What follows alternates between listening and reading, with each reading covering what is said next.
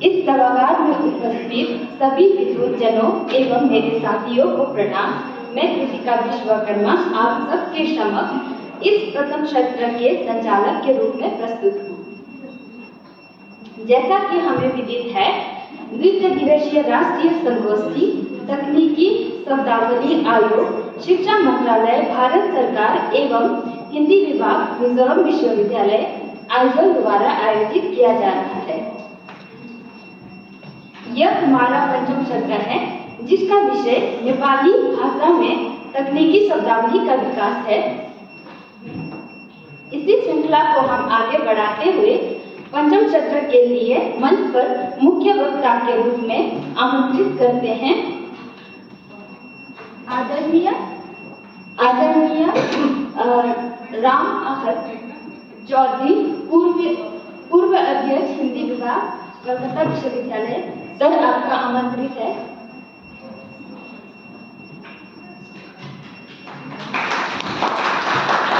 Sir आइए और अपना स्थान ग्रहण कीजिए।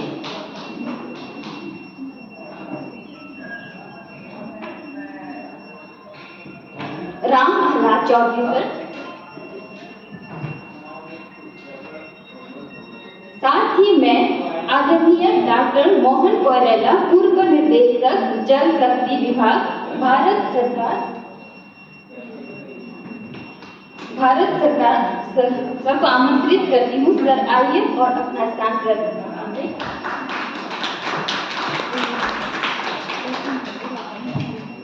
साथ ही मैं इस सत्र के अध्यक्ष के रूप में चंदन कुमार आचार्य, हिंदी विभाग, दिल्ली विश्वविद्यालय से सर को आमंत्रित करती हूँ।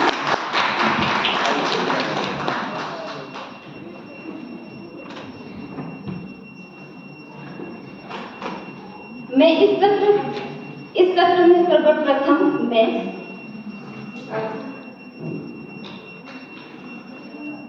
प्रोफेसर आहलाद चौधरी सर को आमंत्रित करती हूँ। सर आइए और अपना वक्तव्य हमारे सामने प्रस्तुत करने का कृपया करें।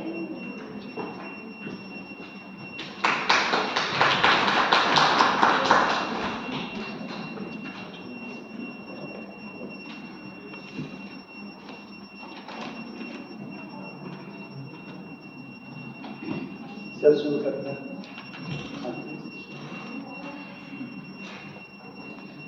परम आदरणीय प्रोफेसर चंदन कुमार जी,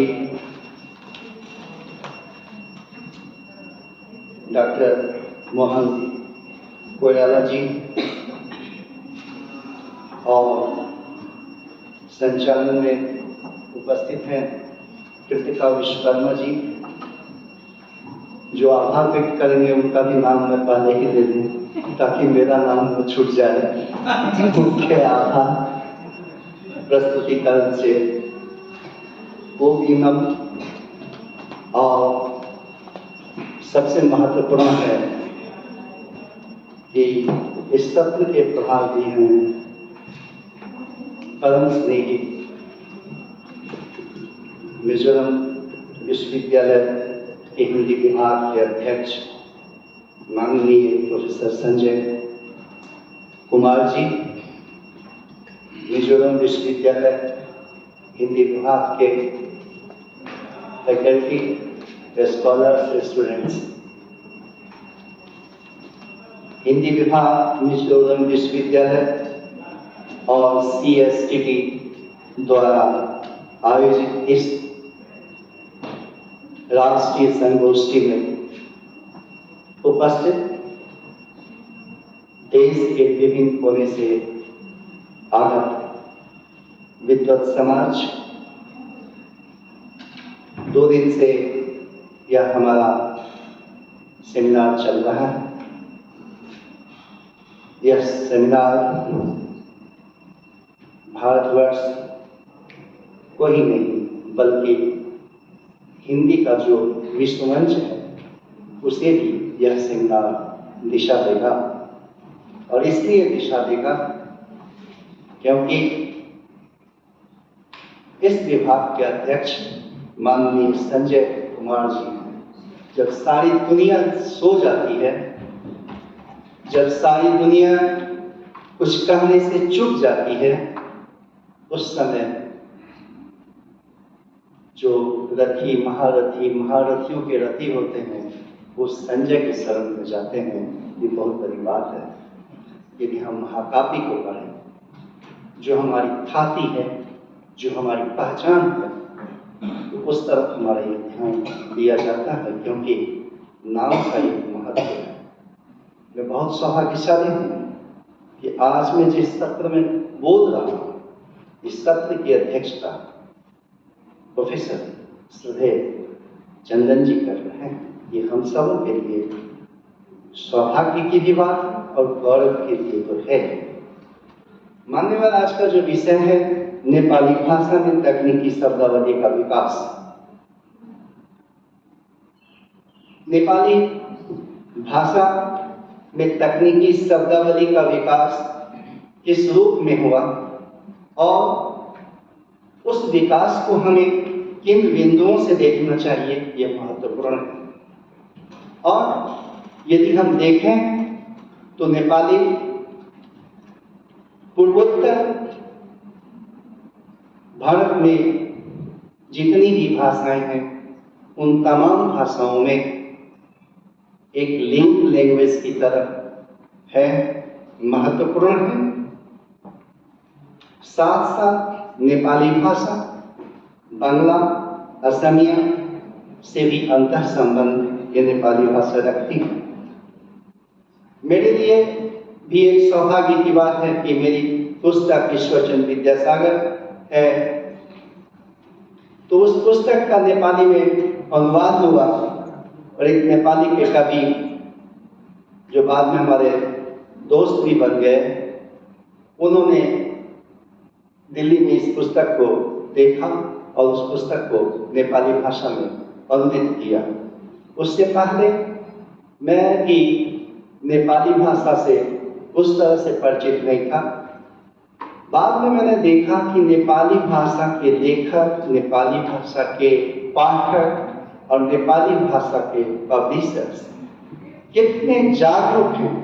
मैंने उनसे जब पूछा कि आपने ईश्वरचंद्र विद्यासागर पर मेरी पुस्तक क्यों, आपने नेपाली भाषा में इस पुस्तक को छाप कर क्या कुछ मिलेगा या नहीं, तो उन्होंने कहा कि मिले या ना मिले, ईश्वरचंद्र विद्यासागर की बात को नेपाली भाषा में लाने वाली यह पुस्तक पहली पुस्तक है, इसलिए मैंने इसको अनुदित किया।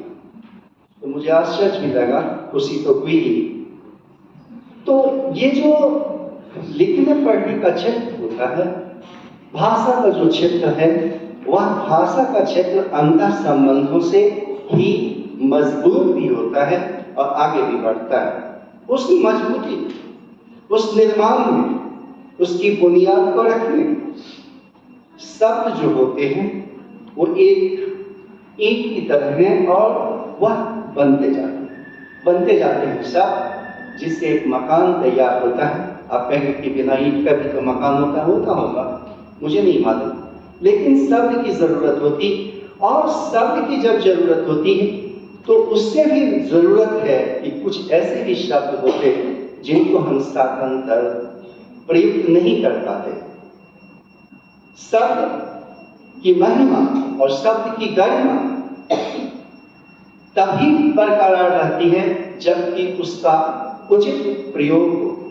एक शब्द है जिसको हम खुशी के साथ लेते हैं और एक वही शब्द है जो हमें लोगों से दूर करने का काम करता है, वो शब्द। तो शब्द का प्रयोग सबसे महत्वपूर्ण है। शब्द तो वैसे ही है जो सृजक होते हैं। सृजक यदि कोई है, निर्माण करने वाला है, कोई कारीगर है, तो वह शिक्षक है। वह तैयार करता है, और वह किसको तैयार करता है? उसको तैयार करता है जो राष्ट्र को बनाता है, और राष्ट्र को बनाने वालों को जब तैयार करता है तो वहां उसे परंपरा से वह शिक्षित भी करता है, वह दीक्षित भी करता है, क्योंकि परंपरा के बिना कुछ नहीं। भारतीय सभ्यता, भारतीय संस्कृति के अंतर्गत यदि हम देखने और खोजने की कोशिश करें तो हम देखेंगे कि हम सभी एक साथ मिलते हैं, एक साथ आगे बढ़ने की कोशिश करते हैं। माननीय अध्यक्ष महोदय, शब्द और तकनीकी शब्दावली के बीच यदि हम जाएं तो हम देखेंगे कि 2000 सालों से नेपाली भाषा न केवल नेपाल में, न केवल सिक्किम में, न केवल मिजोरम में, भारत का कोई भी ऐसा प्रांत नहीं है जहां नेपाली भाषा बोलने वाले लोग न हों, जिनकी ईमानदारी, जिनका श्रम उस समाज को आगे न बढ़ाया हो। सिर्फ भारतवर्ष में ही नहीं, भारत के बाहर भी यदि हम जाने की कोशिश करें, यूएसए में एक संस्था है जो नेपाली भाषा के लेखकों को, नेपाली भाषा की पत्रिकाओं को सम्मानित करता है। नेपाल में तो है, लेकिन कभी कभी हमारे बीच में ऐसी अवधारणा तैयार हो जाती है कि नेपाली भाषा से नेपालियों की है। दरअसल भाषा किसी एक समुदाय, किसी एक वर्ग, किसी एक समाज, किसी एक संस्कृति, एक सभ्यता के लिए काम भाषा करती हो, लेकिन भाषा सबकी होती है, किसी एक व्यक्ति की भाषा नहीं होती। भाषा बनने में युग युग लग जाते हैं, और जब एक शब्द बनने में, शब्द का जो आदान प्रदान होता है वह सिर्फ शब्दों का ही आदान प्रदान नहीं है, वह एक संस्कृति को भी एक जगह से दूसरी जगह यह शब्द ले जाने की कोशिश करता है। शब्द पर आप या हम पेटेंट नहीं कर सकते, लेकिन तकनीकी शब्दावली का पेटेंट किया जा सकता है, आप बना सकते हैं। सिर्फ संस्कृति का ही मामला नहीं है, सिर्फ समाज का ही मामला नहीं है, और इन तमाम चीजों के बीच सामंजस्य बैठाने के लिए, अंतर संबंध स्थापित करने के लिए तकनीकी शब्दावली की ओर हमें ध्यान देने की जरूरत होती है। 1 अक्टूबर 1961 में CSTT की स्थापना के साथ भारतवर्ष ने एक सपना देखा था कि हमें इस कार्य को आगे बढ़ाना है। 64वां साल इस संस्था का शुरू है, और 64वें साल के अंतर्गत यदि हम देखें तो विगत 2014 से निश्चित रूप से इस संस्थान ने कुछ सकारात्मक कार्यों को अंजाम दिया है। निश्चित रूप से जो काम करता है उससे ही गलती होती है, और गलती बड़ी चीज नहीं होती, क्योंकि हम काम करते करते सीखते हैं। चलते चलते रास्ता बनता है, कोई अचानक रास्ता बनाकर नहीं चल सकता। यदि किसी ने रास्ता बना दिया हो और कहा हो कि ये अमुक व्यक्ति के चलने के लिए रास्ता है, तो आप देखिएगा कि कुछ दिनों के बाद उस रास्ते के तरफ एक कोई दूसरा रास्ता बन जाता है, उस रास्ते से कोई नहीं चलता। लेकिन जहां लोग चलते हैं और जो रास्ता चलते चलते बनता है, वह रास्ता बहुत जानदार रास्ता होता है, उसी रास्ता को मंजिल मिलती है। नेपाली भाषा संघर्ष के मैदान में जिस तरह से तैयार हुई है, जिस तरह से नेपाली भाषा, आप यदि भारतवर्ष ही क्यों, भारतवर्ष से बाहर भी जाकर यदि देखने की कोशिश करें तो आप देखेंगे कि जिस तरह से परिश्रम करने वाले नेपाली भाषा बोलने वाले लोग हैं, उतने बहुत ही कम इस संसार में देखने को मिलते हैं। ईमानदारी और परिश्रम ही किसी सभ्यता और संस्कृति को आगे ले जाने का काम करता है, ये हम सभी जानते हैं। मामला जहां तकनीकल शब्दावली का है, जिसमें हम मुख्य रूप से गणित, भौतिकी, जीव विज्ञान और क्या कहते हैं कि कंप्यूटर, इन तमाम 4-5 विषयों को लेकर चलते हैं, क्योंकि विज्ञान बहुत जरूरी है। किसी को कोई आप देखेंगे कि सांप काट लिया तो वह पहले मेडिकल डॉक्टर के पास जाता है, लेकिन एक जमाना था जब मेडिकल साइंस डेवलप नहीं हुआ था, उसी ओझा गुनी के पास जाना पड़ता था, वहां भी उसका वह वेश उतर जाता था, वो आदमी बच जाता था। आप कहेंगे, आपका सवाल होगा, क्या मरते नहीं? कि मरते, क्या आज नहीं मरते? आज भी मरते। अप्रोच क्या है? मैं किस तरफ आपका ध्यान आकर्षित करना चाहता हूं? मैं ये आकर्षित करना चाहता हूं, मेरा कहना, मेरी स्थापना कि तकनीकी शब्दावली जब हम बनाते हैं तो हमें देखना चाहिए कि इसमें ग्रहण करने की क्षमता कितनी है। जिसे जनता ग्रहण कर लेती है, उस शब्द को, उस तकनीकी शब्दावली को समाज से, संस्कृति से, सभ्यता से कोई अलग नहीं कर सकता। अब सवाल उठता है कि नेपाली भाषा की महत्ता को हमें किस रूप में देखने की जरूरत है। सबसे बड़ी बात है कि नेपाली भाषा की जो लिपि है, और लिपि भाषा की एक महत्वपूर्ण पहलू है, एक कड़ी। और जब हम लिपि को देखने की कोशिश करते हैं तो हम देखते हैं कि यह नागरी लिपि है। नागरी लिपि होने के कारण नेपाली को यदि हम और लिपि के आधार पर विचार विवेचन करें तो हमें लगता है कि यह हमारी हिंदी की लिपि है, हम उसे पढ़ पाते हैं। यदि क्रियात्मक आयोजन की तरफ ध्यान दें तो आप देखेंगे कि मैथिली भाषा, भोजपुरी भाषा के शब्दों और इन दोनों भाषाओं की शब्दावलियां भी नेपाली में मिलती हैं। तकनीकी सवाल जो है वह समाज नहीं बनाता, उसको बनाने के लिए आयोग काम करना पड़ता, क्योंकि इस आयोग को भी समाज ही तैयार करता है।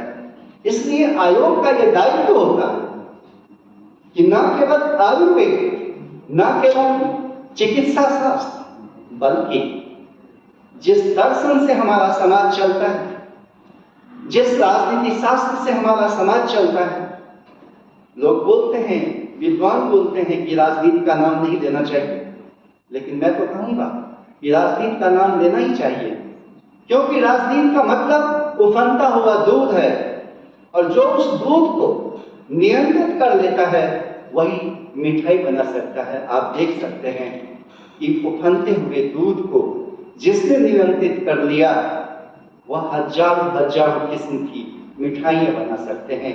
भारतवर्ष में ही, विश्व में यदि देखें तो बंगाल का जो रसगुल्ला है प्रसिद्ध है, क्योंकि उफनते हुए दूध को नियंत्रित करने का जो एक तरह की कला है वो बंगालियों के पास में है, और बंगाली की भाषा मधुर। वैसे हम कहते हैं कि हमारी भी भाषा कम मधुर नहीं है, क्योंकि हम मधुरता की बात करते हुए भी हम बिखरे हुए हैं। बंगालियों के यहाँ बंगला चाहे जितनी भी रूप में हो, जिस रूप में हो, नेपाली के प्रति आप देखेंगे कि पश्चिम बंगाल में, खासकर कलकत्ता में, कहीं न कहीं खासकर दार्जिलिंग के अंचल में नेपाली और बंगला के अंतर संबंध पर बार बार चर्चा होती है। हमें बार बार चर्चा करनी। यदि हम मिजोरम यूनिवर्सिटी के भविष्य को और उन्नत करना चाहते हैं, मिजोरम यूनिवर्सिटी के हिंदी विभाग को और मजबूत करना चाहते हैं, तो विभाग को अपने पांव पे खड़ा होना पड़ेगा। और अपने पांव पर खड़ा होने का मतलब यही है कि हम संवाद से खड़े हो पाते हैं। यदि हमारे बीच संवादहीनता हो जाती है तो हम कट जाते हैं। भाषा वही काम करती है, जोड़ने का काम करती है, क्योंकि भाषा सबकी होती है। यदि हम सबके बारे में सोचते हैं तो हमें सबकी भाषा के बारे में भी सोचने के लिए पहल करनी चाहिए, और पहल करते हैं इसलिए हम यहाँ सम्मिलित हुए हैं। हमारी उपस्थिति इसी में है कि नेपाली भाषा की तकनीकी शब्दावली को सिर्फ मैथ, सिर्फ फिजिक्स, फिर केमिस्ट्री, इसी विश्वविद्यालय के केमिस्ट्री के प्रोफेसर हैं, अभी बीसी पद पर हैं, पहले वो दूसरी जगह प्रोफेसर थे। जब वो प्रोफेसर थे केमिस्ट्री के, तो केमिस्ट्री और इंडस्ट्रियल केमिस्ट्री के शब्दों में उन्होंने केमिस्ट्री के शब्दों को हिंदी में तकनीकी शब्दावली से पब्लिश हुई है उनकी पुस्तक। तो केमिस्ट्री के विद्यार्थियों के लिए, केमिस्ट्री के विद्वानों के लिए, और केमिस्ट्री का पेपर जो बनाते हैं विभिन्न परीक्षाओं में, वो विभिन्न पब्लिक सर्विस कमीशन का एग्जाम हो या यूपीएससी का एग्जाम हो, तो उस एग्जामिनेशन में उस पुस्तक की महत्ता सबसे बढ़ती है। केमिस्ट्री का वो चाहे जितना बड़ा विद्वान हो, लेकिन मिजोरम विश्वविद्यालय के जो वीसी हैं डेका साहब, उनकी पुस्तक को, उस क्वेश्चन सेटर को, उस मॉडरेटर को देखना ही पड़ेगा, क्योंकि उसने एक टर्म को दिया। यह वह बिंदु है माननीय अध्यक्ष महोदय से अनुमति देकर इस काम के लिए आप लोगों से गुजारिश करूंगा कि एक ऐसी ताली बजाइए ताकि ये ताली उस वीसी के घर तक पहुंच सके जो आपके यहाँ उपस्थित हैं। इसलिए मैं अनुमति देकर आप लोगों से निवेदन करता हूं कि ताली बजाइए। और इस ताली बजाने का मतलब सिर्फ ये नहीं है कि मैं कुछ विशिष्ट करने की कोशिश कर रहा हूं। मेरा सिर्फ यही आग्रह था कि जब हमारे विषय अपने विषय के शब्दों को चुना, केमिस्ट्री विषय रासायन शास्त्र के, और उन शब्दों को हिंदी में लाने का प्रयास किया, और वो CST के माध्यम से, CSTT के माध्यम से वे सारे तकनीकी शब्द हमारे बीच आए, तो हमारी जिम्मेदारी ऐसी होती है कि उन शब्दों को हम आगे बढ़ने की भी कोशिश करें, क्योंकि हम हिंदी पढ़ते हैं, हम हिंदी में बोलते हैं। जिस भाषा में सूर बोलते थे, जिस भाषा में रहीम बोलते थे, जिस भाषा में तुलसी बोलते थे, और जब हम बोलते हैं कि वो बोल रहे थे, लिख रहे थे, कबीर बोलते थे, तो हमारी जिम्मेदारी बढ़ जाती है, क्योंकि हम सिर्फ प्रेमचंद, प्रसाद, निराला, महादेवी वर्मा तक ही सीमित नहीं रहते, हमें और आगे बढ़ने की जरूरत हो जाती है, क्योंकि हम हिंदी के छात्र हैं।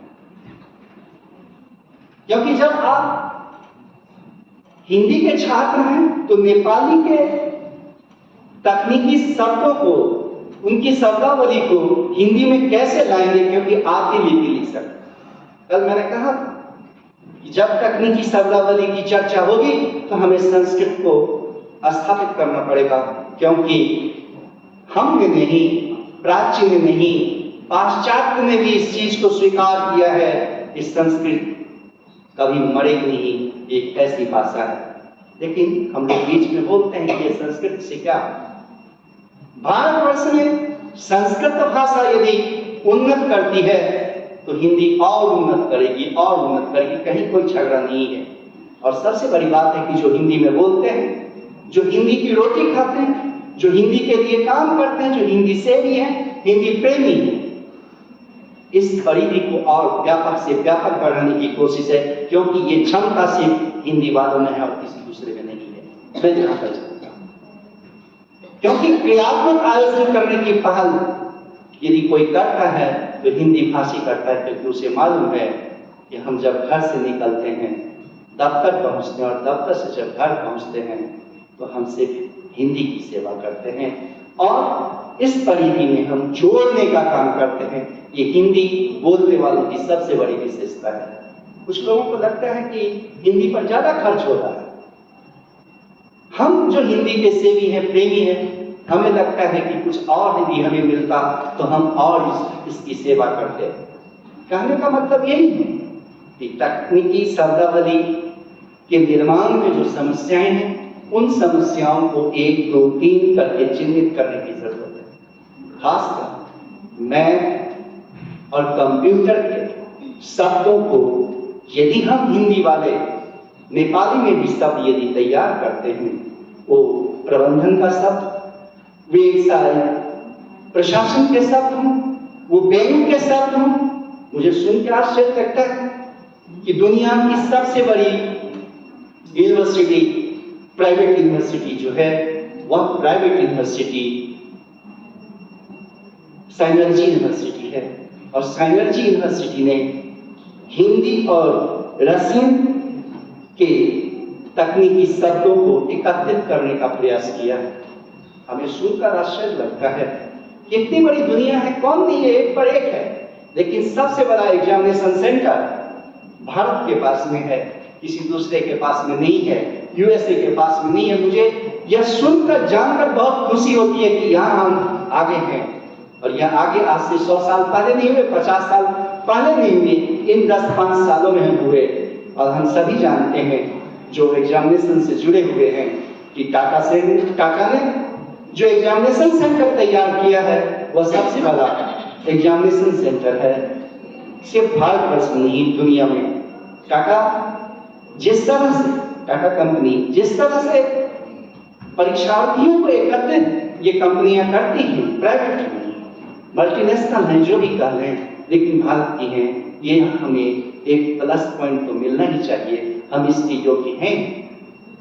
तो हमें इससे यह सबक लेनी, हमें उसकी कोई प्रशंसा करने के लिए नहीं करा, मैं ये बताने का प्रयास कर रहा हूँ कि हम हिंदी वाले जो है मिजोरम में यदि हम देखते हैं कि मिजो भाषा के 5 विद्यार्थी हैं, तो अगली बार हमें यह टारगेट करना ही पड़ेगा कि कम से कम 7 विद्यार्थी हैं, फिर 8 हैं, फिर 9 हैं।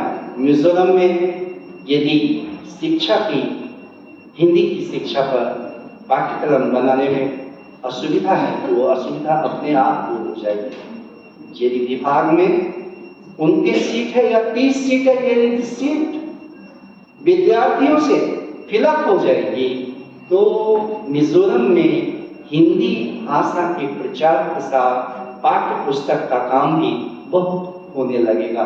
इसमें सिर्फ हमें हिंदी तक ही नहीं, नेपाली में भी जाना चाहिए, सिर्फ नेपाली में नहीं, बांग्ला में ही जाना चाहिए, सिर्फ बांग्ला में ही नहीं। सुन के आश्चर्य लगता है कि हिंदी जो पढ़ते हैं वो जहाँ भी रहते हैं 2-4 किताब अनुवाद करके दिल्ली से पब्लिश करवाते हैं, प्रकाशित करवाते हैं, लेकिन दूसरी भाषा के जो लोग हैं वो ऐसा हिंदी में नहीं करते, क्योंकि हमें उन भाषाओं से शब्द लेने हैं, तकनीकी शब्दावली लेने की जरूरत है, ताकि हमारी हिंदी और उन्नत हो, CSTT का काम और बढ़े, उसकी जिम्मेदारी और बढ़ाने की जरूरत है। और CSTT की जिम्मेदारी जितनी बढ़ती है उससे भारत की एकता और अखंडता मजबूत होती है। मेरी यह दूसरी स्थापना मैं आपके सामने रख रहा हूं कि नेपाली भाषा की तकनीकी शब्दावली को यदि हम आगे बढ़ाते हैं, मजबूती देते हैं, तो CSTT मजबूत होता है, और यह आयोग यदि मजबूत होता है तो हमारा लक्ष्य मजबूत होता है। साथ साथ सिर्फ लक्ष्य तक पहुंचने तक ही नहीं होगा, हमें यह भी देखना पड़ेगा कि हमारा यह लक्ष्य आगे बढ़ पाया है नहीं। रविन्द्रनाथ टैगोर ने बहुत अच्छी बात कही कि सिर्फ तकनीकी शब्दावली तक ही CSTT क्यों अपने आप को, अपने लक्ष्य तक आधारित रहेगा? क्या CSTT को मिथकीय शब्दों को चुनने का अधिकार नहीं? लोग कहेंगे कि नहीं, ये काम तो दूसरा विभाग करता हो दूसरा विभाग, लेकिन CSTT के पास में जो आधार, जो काम करने के तरीके हैं, वैसे तरीके अन्य विभागों को नहीं है। इसलिए मिथक हो, दर्शन हो, राजनीति शास्त्र के शब्द हो, उन शब्दों को भी, और सही बात है कि नहीं, लिखा हुआ नियम मानकर ही चलना चाहिए। हम लोग लोकतंत्र में विश्वास करते हैं, लोकतंत्र की तरफ भारत बढ़ रहा है, मजबूत हो रहा है लोकतंत्र भारत में, निश्चित रूप से मानना चाहिए, लेकिन हमें यह भी देखना चाहिए कि CSTT की जिम्मेदारी को भी और बढ़ाएं, क्योंकि यह आयोग है। जैसा जैसा काम हमारा बढ़ेगा वैसा वैसा ही इसका भी काम बढ़ेगा। तो मैं क्या कहना चाहता हूँ, मेरा कहने का सिर्फ एक ही है मकसद, वो ये है कि यदि नेपाली भाषा की तकनीकी शब्दावली को हम विकसित करते हैं तो CSTT भी अपने लक्ष्य तक पहुंचता है, बांग्ला भी मजबूती की तरफ आगे बढ़ेगी, हिंदी तो बढ़ेगी, और संग संग पूर्वोत्तर राज्य में यदि हम देखने की कोशिश करें तो 2000 सालों में जो नेपाली भाषा का इतिहास है, उस इतिहास को लोगों ने, विद्वानों ने 3 खंडों में विभाजित किया है। मेरा मकसद उधर जाने का है नहीं, विषय भी नहीं है। आप सभी विद्वान हैं, आप सभी जानते ही हैं। मेरा तो मकसद सिर्फ ये है, इस वैश्वीकरण के ज़माने में नेपाली भाषा की जो तकनीकी शब्दावली है, इन तमाम शब्दावलियों को विकसित करने में CST की जो भूमिका रही है, निश्चित रूप से सराहनीय है। मैथमेटिक्स के सिर्फ 10,000 शब्दों को रख देने से तो नहीं होगा, इसे और 20 तक पहुंचाने की जरूरत है। मैं तो ये कहना चाहूँगा कि CSST को सिर्फ लक्ष्य निर्धारित नहीं करना चाहिए, अपने क्रियात्मक आयोजन की भी चर्चा करनी चाहिए, उसका भी स्पष्टीकरण करना चाहिए। जब कोई एक आयोग अपने क्रियात्मक आयोजन का स्पष्टीकरण देता है, तब समाज उससे जुड़ता है, नहीं तो फिर प्रोफेसर और विद्यार्थियों तक ही मामला बंधा रहता है। यदि जो कक्षा जीवंत है, वही कक्षा ज्वलंत समस्याओं को पकड़ सकती है। जो कक्षा जीवंत नहीं है, वह ज्वलंत समस्याओं को नहीं पकड़ सकती। इसलिए काम करने के दायरे को और बढ़ाने की जरूरत है। डिस्कशन में से ये जो हमारे रिसोर्स पर्सन आते हैं, उनका सिर्फ वक्तव्य ही नहीं सुनना चाहिए। मेरा तो ये मानना है कि उनसे प्रश्न भी करना चाहिए कि आपने क्या किया। जैसे मुझे बोलना था खासी लैंग्वेज, बताया गया कि आप नेपाली पे बोलिए, ठीक है, नेपाली पे बोलिए। आपके यहाँ आपने कल की बात कि आपको बोलना है अमुक भाषा पर, उस चेयर से यहां तक आने में 3 भाषाओं को कवरेज करना पड़ा। मुझे क्या है, हम तो एक टीचर हैं, कबीर को पढ़े हैं, रहीम को पढ़े हैं, सूर को पढ़े हैं, तुलसी को पढ़े हैं। हमें तो जिस भाषा पर आप कहेंगे बोल देंगे। आप कहेंगे कि भाई भाषा पर बोलने की जरूरत नहीं है, ऑपरेशन थिएटर है, ये कैंची है, ऑपरेशन कर दीजिए। उस समय मुझे लगता है कि हम कहेंगे कि नहीं भाई, हम तो भाषा के आदमी हैं, ऑपरेशन नहीं करेंगे। क्योंकि हम सबसे पहले, मैं जिस तरह ध्यान आकर्षित करना चाहता हूँ, हम लोगों को प्राण बचाने का काम करते हैं। नेपाली भाषा की जो तकनीकी शब्दावली है, उसने हमारी भारतीय भाषाओं के प्राणों की रक्षा की है। इसलिए मैं नेपाली के सर्जकों को, CST को नमन करता हूं कि इन्होंने काम किया, लेकिन यह काम संतोषप्रद होते हुए भी असंतोष की तरफ खींचने का प्रयास करता है, क्योंकि जब तक हमारे अंतर्गत असंतोष की प्रवृत्ति नहीं होती, हम काम नहीं कर पाते। बेचैनी चाहिए। यदि हम शांति की स्थापना करना चाहते हैं, तो नवल जी ने कहा कि पहले कॉन्फ्लिक्ट करो, लेकिन उनके डिपार्टमेंट का नाम पहले शांति है। पहले होना चाहिए कॉन्फ्लिक्ट एंड पीस, पहले झगड़ा, उसके बाद फिर। और संघर्ष तो बहुत बड़ा व्यापक है, झगड़ा रखना चाहिए, क्योंकि झगड़ा से हम बहुत कुछ सीखते हैं, झगड़ने से बहुत कुछ सीखते हैं। मैं बांग्ला नहीं बोलना जानता था, लेकिन जब मैं गया ऑफिस में तो उससे झगड़ा हो गया, मुझे वो बोल रहा है बांग्ला में, मैं भी सोचा ये भी चिल्ला रहा, मैं भी चिल्लाने लगा। देखा वहां से लौटा तो मुझे लगा मेरा काम हुआ ना हो, मैंने बांग्ला बोलना सीख लिया, झिझक दूर हो गई। झगड़ा बहुत कुछ देता है, लेकिन वह झगड़ा तो हम सही ढंग से इस्तेमाल करें। झगड़ा एक ऐसा चाकू, सर सुबह में चाकू की परिभाषा बता रहे थे, वहीं से मैं बता कि एक झगड़ा एक ऐसा चाकू है, यदि सही ढंग से हम इस्तेमाल करें तो शत्रु के गले को काट सकते हैं, और यदि हम इस्तेमाल नहीं जानते हैं तो अपनी 5 उंगलियां कटा देंगे। भाषा भी इसी तरह की बात है। यदि हम इसे अपनाने की कोशिश करेंगे तो ये हमें भाषा बहुत कुछ देती है। नेपाली भाषा में मेरी जब पुस्तक छपी तो मेरे पिताजी ने कहा कि नेपाली भाषा में छप गई, तो बहुत बड़ी बात है। मुझे भी आश्चर्य हुआ कि इन्होंने क्यों छापा, और मेरा कुछ नहीं हुआ। ईश्वरचंद्र विद्यासागर ने क्या किया है इस देश के लिए, महिलाओं के लिए, शिक्षा के लिए, ये होना चाहिए। तो मैंने देखा कि हिंदी में किसी की किताब ही नहीं है।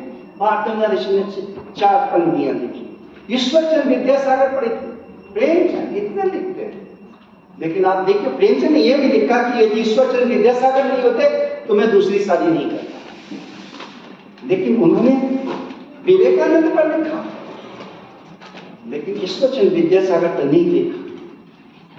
रूपनारायण पांडे ने ईश्वरचंद विद्यासागर की जीवनी को बंगला से हिंदी में ट्रांसलेशन किया था। 1903 ईस्वी में यह पुस्तक छपी थी। उस पुस्तक में भी नेपाली का जिक्र, और अब आपसे अनुमति देकर, खासकर अध्यक्ष महोदय से अनुमति देकर मैं ये कहना चाहूंगा कि कलकत्ता विश्वविद्यालय का जो हिंदी विभाग है उसका नेपाल और नेपाली भाषा से भी संबंध है। जब जब वहाँ टीचर आते हैं कोई काल में, विभिन्न कालखंडों में, तो वो नेपाली भाषा में काम करते हैं। मुझसे पहले उस विभाग में बहुत श्रद्धेय थे, कल्याण मनोहरा के समय में प्रोफेसर थे दयानंद श्रीवास्तव, उन्होंने नेपाली लैंग्वेज पर पुस्तक लिखी, origin and development of Nepali language, English की पुस्तक है, बहुत महत्वपूर्ण किताब है।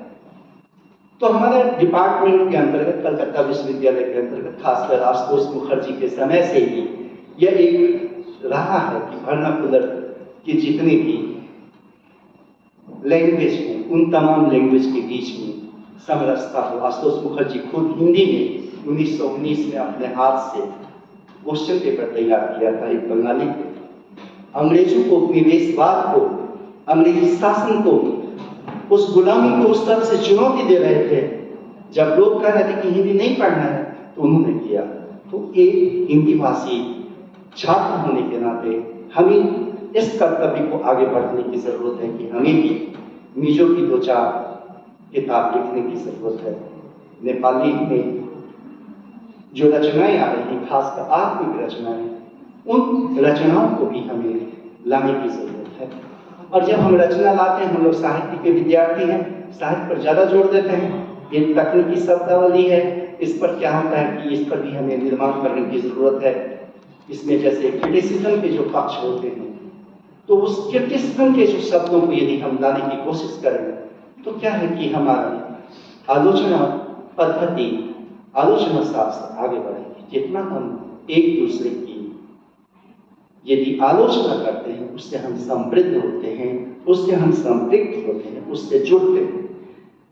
नेपाली भाषा में तकनीकी शब्दावली ये तीसरा पॉइंट है जो मैं आपके सामने में रखना चाहता हूं, और वह यह है कि मीडिया के शब्दों को भी हम इस्तेमाल करें।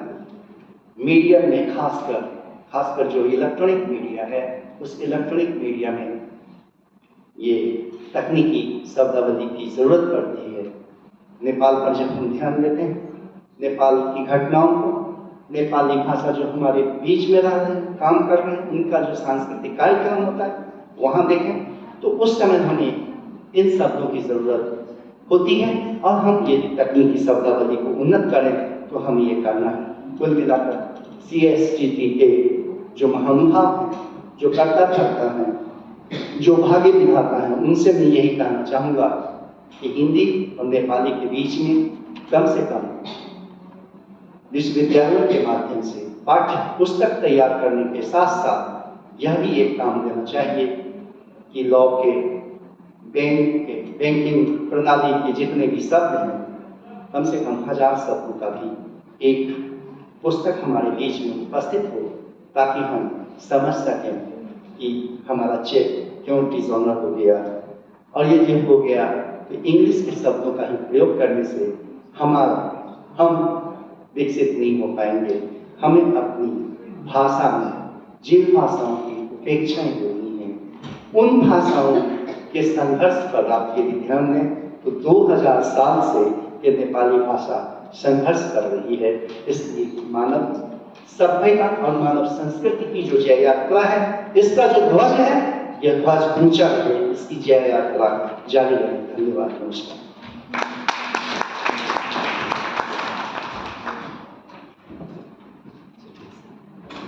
सर, बहुत बहुत आभार।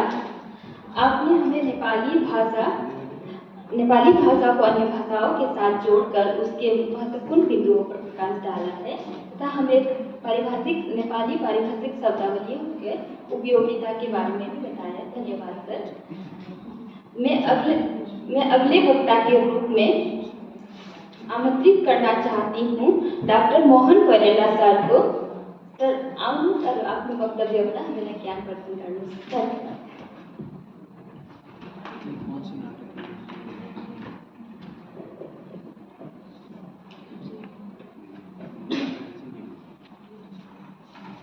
इस सत्र के माननीय अध्यक्ष महोदय और माननीय मुख्य वक्ता श्रीयुत चौधरी सर और मिजोरम विश्वविद्यालय के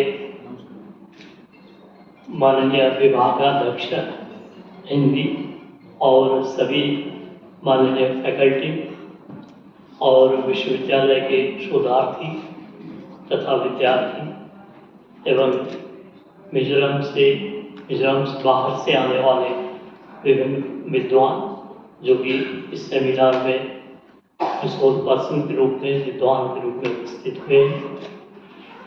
आज के इस आखिरी सत्र में हम लोग नेपाली भाषा और पारिभाषिक शब्दावली तकनीकी शब्दावली पर विचार विमर्श कर रहे हैं।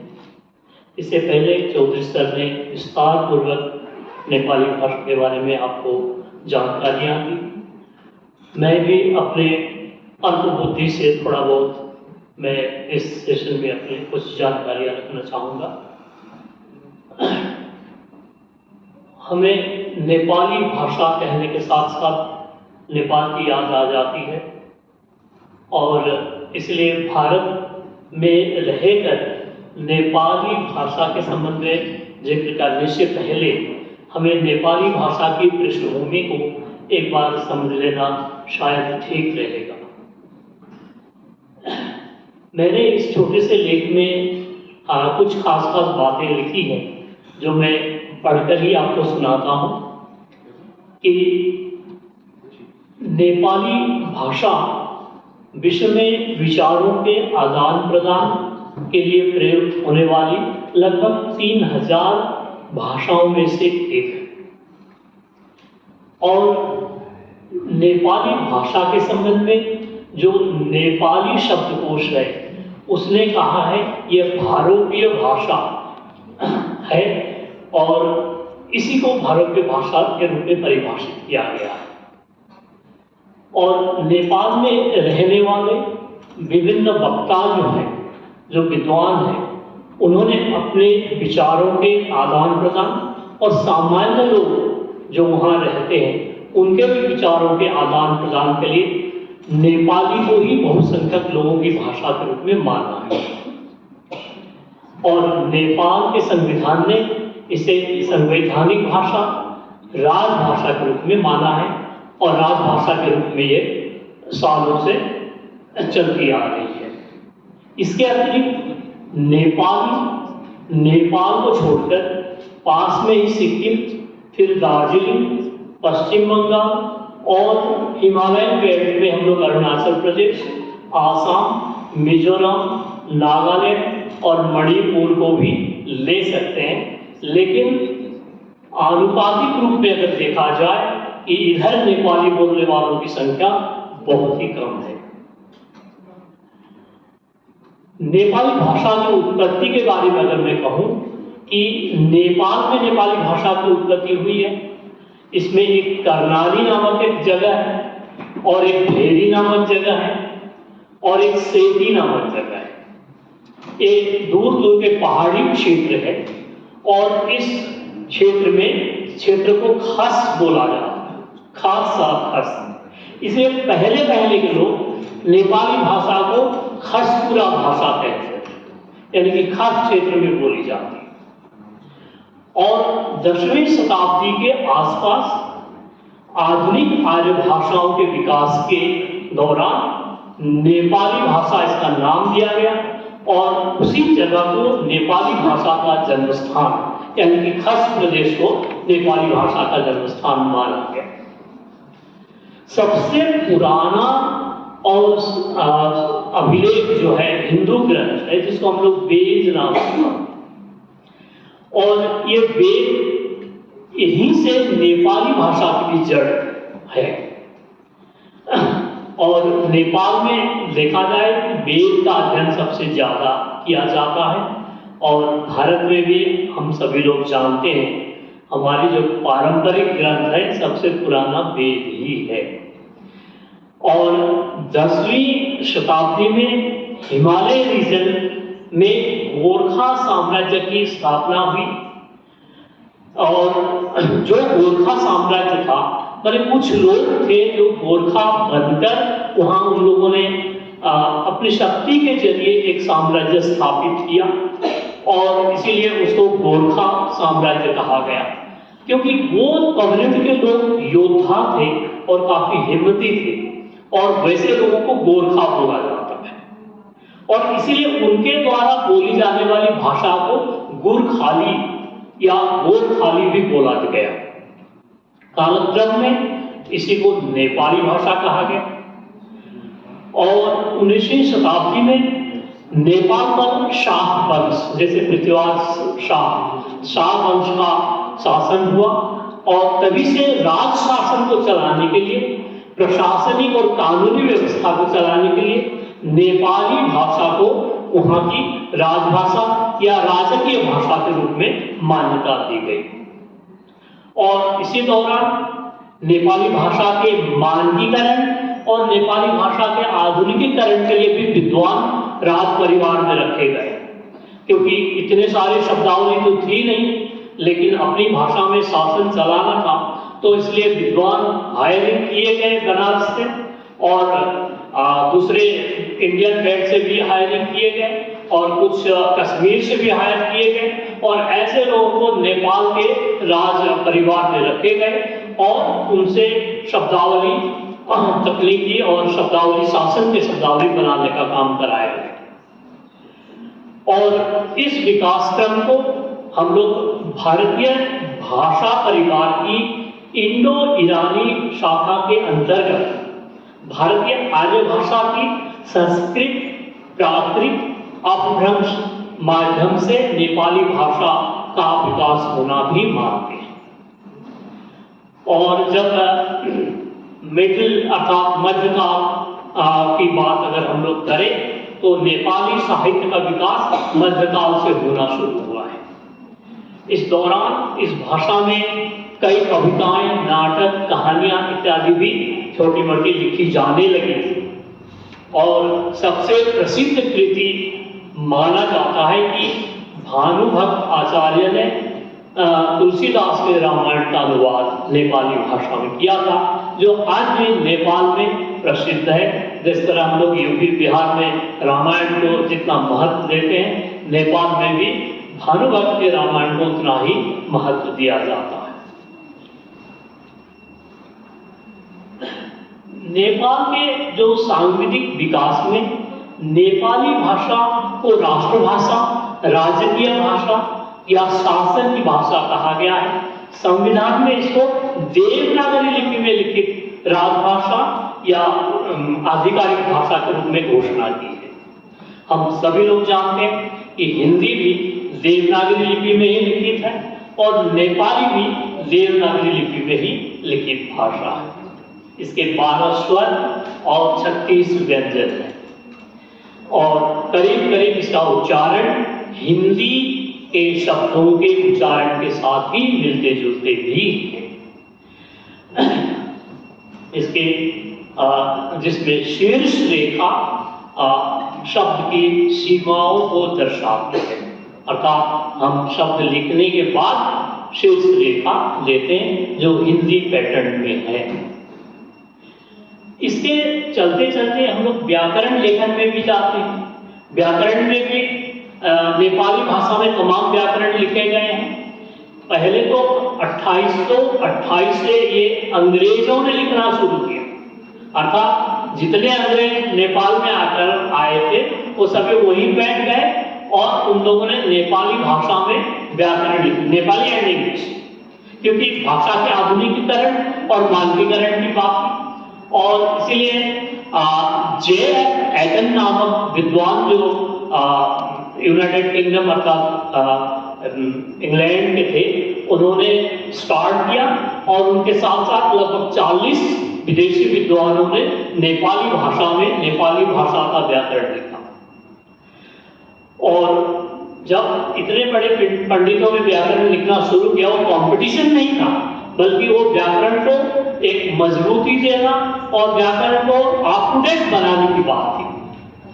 और इसके अतिरिक्त व्याकरण को और भी ठीक करने के लिए नेपाली गोष्ठी, नेपाली संगोष्ठी, नेपाली परिगोष्ठी, नेपाली विचार गोष्ठी, ये सभी तमाम आयोजित किए गए और इनके जरिए भी नेपाली भाषा का विकास और विस्तार बहुत तेजी से हुआ। नेपाली भाषा में लिखने वाले, नेपाली भाषा को प्रेम करने वाले जो भी लेखक उस समय में हुए, उन लोगों ने नेपाली साहित्य के विकास में अभूतपूर्व योगदान दिया। जैसे हाइकू जैसी कविताएं जो जापानी स्टाइल में लिखी जाती हैं, तब से ही नेपाली भाषा में भी लिखी जा रही थी। और इसके अतिरिक्त सामान्य कविताएं, कहानी और जीवनियां और संस्मरण, यात्रा संस्मरण इत्यादि भी नेपाली भाषा में तभी से लिखी गई है।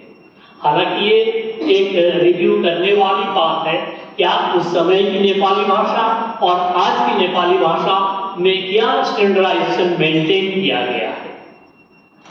तो साहित्यिक कृतियां की मात्रात्मक रूप में अगर देखी जाए तो काफी है, और गुणात्मक रूप में भी देखी जाए तो भी वो काफी है। लेकिन मैं अपने तरीके से सोचता हूं कि इनकी रिव्यू की जरूरत है।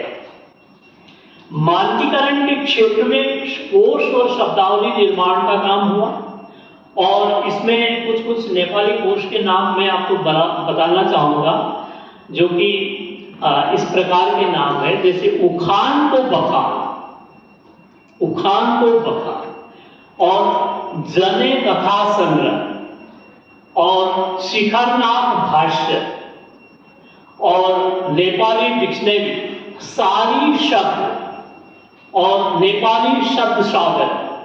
फिर इंग्लिश में आ गए कॉम्प्रिहेंसिव नेपाली इंग्लिश डिक्शनरी, फिर प्रैक्टिकल नेपाली डिक्शनरी, और नेपाली व्याकरण और शब्दावली, गोरखाली मैनुअल, नेपाली भाषा को तुलनात्मक व्युत्पत्ति संबंधी शब्दकोश, नेपाली शब्दावली, नेपाली अंग्रेजी शब्दकोश, नेपाली जापानी dictionary, Sanskrit Nepali comprehensive course, Nepali Hindi शब्दकोश, ये तमाम प्रकार के शब्दकोश शब्द ज्ञान को आगे बढ़ाने के लिए नेपाल में बनाए गए। और कोश कार्य में हम लोग सामान्यतः गंगा प्रसाद प्रधान जो नेपाली के काफी अच्छे कोशकार हैं, उन्होंने हिंदी अंग्रेजी नेपाली शब्दकोश निकाला। इमान सिंह चेमजोंग जो कि नेपाल के आदिवासी लेखक हैं, जिन्होंने लिंबू नेपाली अंग्रेजी शब्दकोश निकाला। आनंद रत्न ब्रजाचार्य जिन्होंने नमस्ते शब्द संग्रह नामक एक शब्द संग्रह निकाला। इसके अतिरिक्त नेवारी नेपाली, नेवारी अंग्रेजी नेपाली, नेवारी लिंबू नेपाली नाम के शब्दकोश भी निकाले गए। और डेविस एलिस जो अंग्रेजी के लेखक थे, उन्होंने मैथिली अंग्रेजी नेपाली नामक त्रिभाषी शब्दकोश निकाला। और बसंत और विनय शर्मा ने नेपाली इंग्लिश संस्कृत त्रिभाषी शब्दकोश निकाला। और इस तरह से बहुभाषी, त्रिभाषी, एकभाषी तमाम प्रकार के शब्दकोश शब्द संग्रह में आ गए हैं। और हम इसी के जरिए नेपाली जो भाषा है, साहित्य का जो लिमिटेशन और क्रॉस करते हुए अब वो धीरे धीरे मानकीकरण और आधुनिकीकरण की तरफ बढ़ने लग गई। और अंतर्राष्ट्रीय स्तर में भी नेपाल को आजकल हांगकांग, सऊदी अरेबिया इत्यादि देशों में भी लोग नेपाली समुदाय और नेपाली भाषा बोलने वाले लोग पहुंच गए।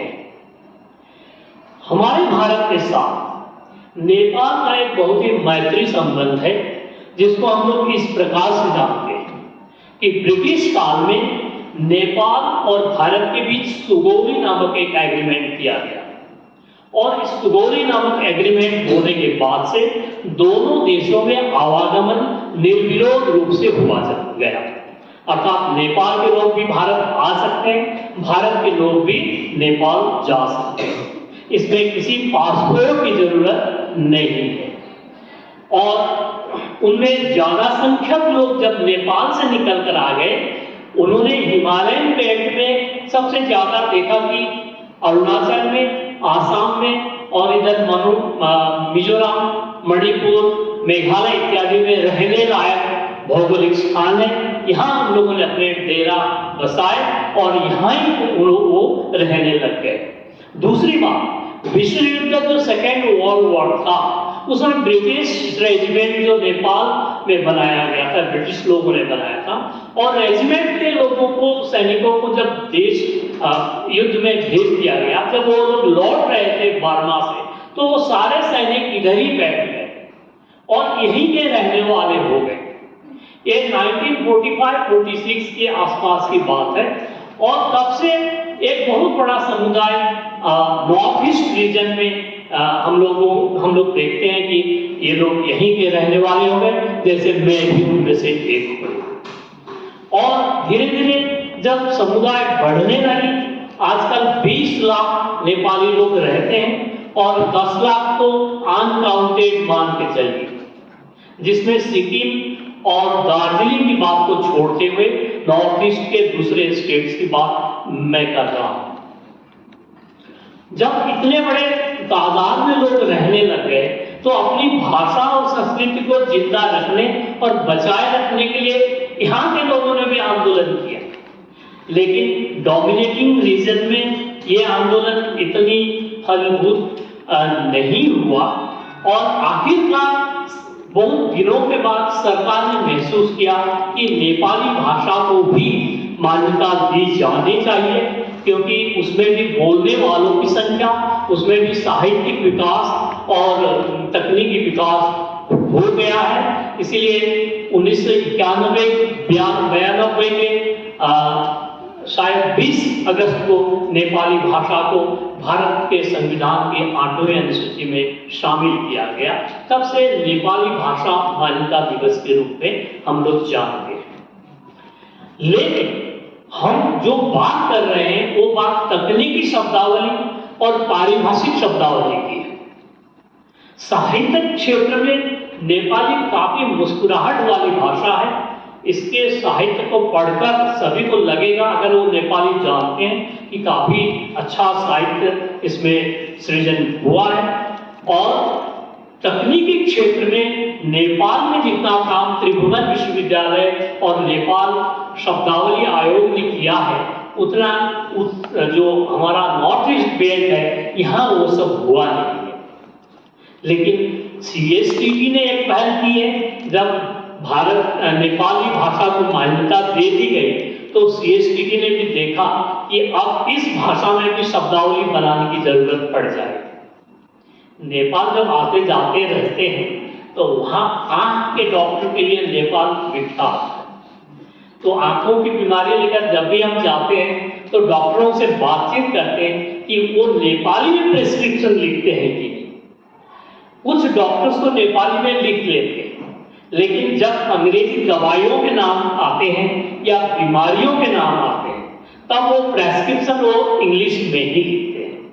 और असल में बात ये भी है, वो मैट्रिक तक तो नेपाली पढ़े लिखे डॉक्टर हैं, लेकिन उसके बाद डिग्री में वो किसी भी कारण से साइंस के विद्यार्थी रहे, और उसके बाद जब वो डॉक्टरी पढ़ने के लिए निकले, तो उनका अधिकतर मेडिकल साइंस बाहर के राष्ट्रों में हुआ है।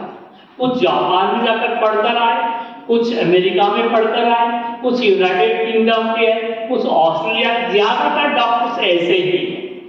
बस नेपाल के अपने मेडिकल कॉलेज के प्रोडक्ट्स बहुत कम है, इसलिए बाहर पढ़कर जब आए तो डेफिनेटली वो लोग अंग्रेजी से ज्यादा अभ्यस्त हो गए, और वो पेशेंट के साथ बहुत सुंदर नेपाली में बातचीत करते हैं, लेकिन प्रेस्क्रिप्शन इत्यादि अंग्रेजी में लिखते हैं। और जो भी मेडिसिन दूसरे कंट्री से नेपाल में सप्लाई होते हैं, उनके नाम भी इंग्लिश में ही होते हैं। शब्दावली आयोग और त्रिभुवन विश्वविद्यालय ने ये काम किया है, लेकिन प्रैक्टिकली अभी वैसा भी देखा गया है। भारत में हम लोग CSTT के सहायता से, सहयोग से शब्दावली बना रहे हैं, उसका इम्प्लीकेशन या इम्प्लीमेंटेशन अभी भी उतने तादाद में हो नहीं पाया है। मैंने आसाम और नागालैंड और मिजोरम की बात इसलिए कही है क्योंकि यहाँ नेपाली बोलने वालों की जो संख्या है वो आनुपातिक रूप में दार्जिलिंग और सिक्किम को छोड़कर बहुत ही कम है। और इसीलिए यहाँ के स्कूलों में बहुत लड़ने के बाद LP स्कूलों में एक टीचर दिया गया है नेपाली भाषा पढ़ाने के लिए प्राइमरी, और उसके बाद अभी चुनिंदे कुछ स्कूलों में नेपाली टीचर दिए गए हैं। जहाँ नेपाली बहुत लोग रहते हैं वहाँ एक नेपाली टीचर हाई स्कूल में मिल जाते हैं, और कॉलेज भी कुछ कॉलेजों में नेपाली विभाग खोला गया है और कुछ नेपाली टीचर्स रखे गए। उसके अतिरिक्त गुवाहाटी विश्वविद्यालय में 8-10 साल पहले नेपाली विभाग खुला, और उसके अतिरिक्त हम लोग जानते ही हैं कि सिक्किम विश्वविद्यालय में नेपाली विभाग है और लेप्चा, भूटिया इत्यादि भाषा भी वहाँ पढ़ाई जाती है, और दार्जिलिंग की सभी कॉलेजों में नेपाली विभाग हैं, और वेस्ट बंगाल, नॉर्थ बंगाल यूनिवर्सिटी में भी नेपाली विभाग है, और अन्य में अभी होना बाकी है। जब उच्च स्तरीय शिक्षा नेपाली में नहीं हो पा रही है तो हम लोग तकनीकी शब्दावली विकसित करने के लिए विद्वान प्रोडक्ट ही नहीं कर पा रहे हैं, और जब विद्वान विषय नहीं है तो इन विषयों पे ऐसे शब्दावली प्रोडक्ट करना थोड़ा मुश्किल होता है, क्योंकि ये काम बहुत बड़े ब्रेन लगाकर करने वाला काम है। अभी CSTT ने जितना भी काम कराया है वो दार्जिलिंग और सिक्किम और इंटरनेशनल रिलेशन रखते हुए नेपाल के कुछ विद्वानों को आयात करते हुए दिल्ली में बैठकर एक कुछ काम कराया गया है।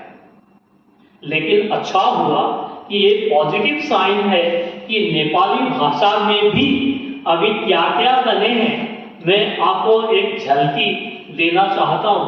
जैसे फिजिक्स के शब्दावली भी नेपाली में बन गए। अब न्यूटन लॉ नेपाली में क्या कहते हैं? न्यूटन को न्यूटन ही रखा गया और लॉ को विधि रखा गया है। अब हम लोग हिंदी में भी देखेंगे कि न्यूटन लॉ, हिंदी में न्यूटन लॉ ही रखा गया है, और एक्सीलरेशन को हिंदी में क्या है मुझे मालूम नहीं, लेकिन नेपाली में त्वरण रखा गया है। इसी तरह एक्यूरेट को नेपाली में विशुद्ध रखा गया है।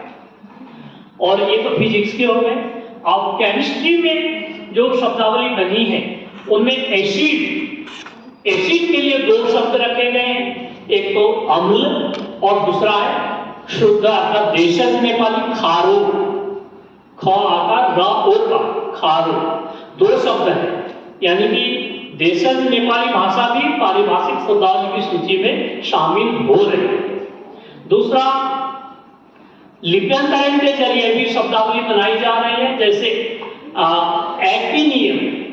एक्टिनियम केमिस्ट्री के एक शब्द है जिसको लिप्यंतरण करके एक्टिनियम ही रखा गया है, उसके साथ कोई छेड़खानी नहीं की गई है। लेकिन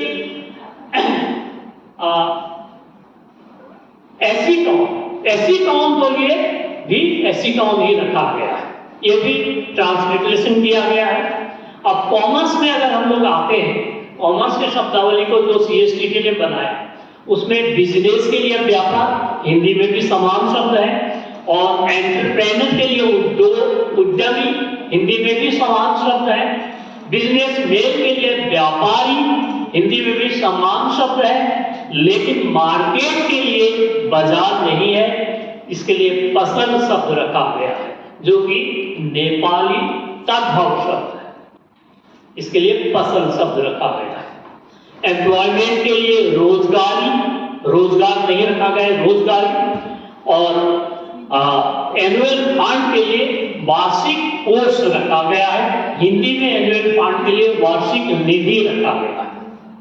इसी तरह पुलिस और लॉ की जो शब्दावलियां जो नेपाली में अभी CSTT ने बनाए हैं उसमें पुलिस ने पकड़ा, जैसे कॉट, CAUGHT, कॉट के लिए नेपाली में है पकड़ा नहीं है, पकड़ा रॉ उच्चारण होता है ड़ की जगह। और पुलिस शब्द को हमारे हिंदी में तो पुलिस ही है, लेकिन नेपाली में इसको बोला जाता है प्रहरी। ऐसा शब्द रखा गया है। डीपीओ अर्थात डिस्ट्रिक्ट पुलिस ऑफिसर, जिला पुलिस अधिकारी, ये हिंदी के बराबर ही है। अब एग्रीकल्चर में भी देखा गया, एग्रीकल्चर में भी शब्द बने हैं, जैसे खेती, कृषि, दोनों शब्द रखे गए हैं। उद्भव भी है और तद्भव भी है, तत्सम भी है, इसके लिए एग्रीकल्चर। और सीड्स के लिए SWDS सीड्स के लिए रखा गया है, लेकिन एक ही तद्भव शब्द है BU, BU सीड्स। और इसी तरह कंप्यूटर के लिए अभी जो शब्दावली बन रहे हैं, उसमें अधिकतर शब्द मैंने देखा कि लिप्यंतरण करके रखे गए। जैसे कि हम लोग सॉफ्टवेयर कह रहे हैं, वो भी वैसा ही है, हार्डवेयर कह रहे हैं, वो भी वैसा ही है, और अन्य जितने भी कंप्यूटर शब्दावली है वो उसी तरह लिप्यंतरण करके रखे गए हैं। हिंदी में भी अधिकतर शब्द लिप्यंतरण में है, क्योंकि उपाय नहीं है। अब शब्द जब लोगों ने, जनता ने उसको एक्सेप्ट कर लिया अंग्रेजी वाला, तो उसको हमें वैसे ही एक्सेप्ट करना पड़ेगा, क्योंकि कल के सेशन में भी ये सब बातें आई थी। अगर उसको हम लोग संगणक या दूसरे कुछ रख देते हैं तो फिर सब एक्सेप्टेड